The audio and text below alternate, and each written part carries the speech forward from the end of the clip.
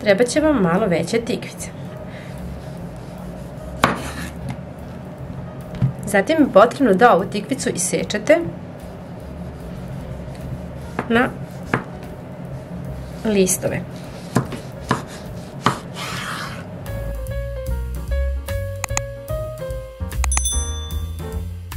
Tikvice ćemo zatim da posolimo.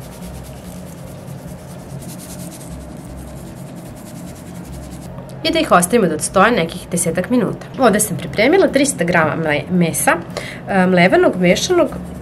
Dodajte meso po svom ukusu, posolite po svom ukusu, pa dodajte bibera. A u sve to ću da dodam i jednu kašičicu belog luka u prahu. A zatim dodati jedno cijelo jaje.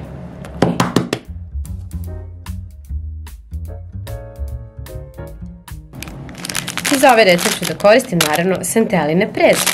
U sve ovo ću dodati vrlo malo prezle. Zatim umesiti. Otprilike će vam biti dovoljne 2 do 3 kašike prezle, ne više. Vidite kada je smesa ovako kompaktna, a blago lepljiva, bit će odlična. Utapkajte tikvice ubrusom kako biste otklonili višak vode.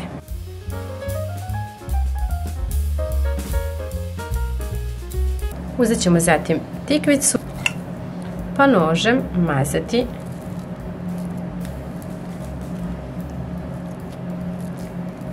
meso po njoj.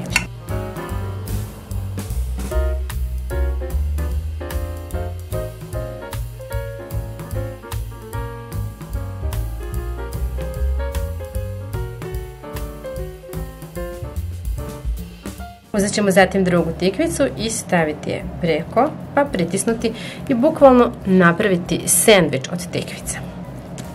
Pa ćemo sve to da stavljamo sa strane. Na tanjer ćemo da sipamo brašno. Naravno sentelinu, kao i uvek. Zatim ćemo da uzmemo, da kažemo, ovaj sendvič od tikvice i da uvaljamo u ovo brašno.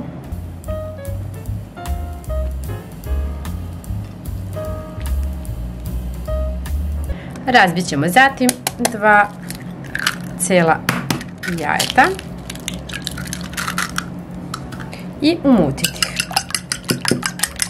U ovaj treći tanjir sipamo prezlu, u koju ćemo da dodamo jednu kašičicu slatke zaječarske paprike, kao i jednu kašičicu suvog začina. Pa ćemo sve to da promešamo. Umočamo zatim tikvicu u jaja, a zatim i u prezlu.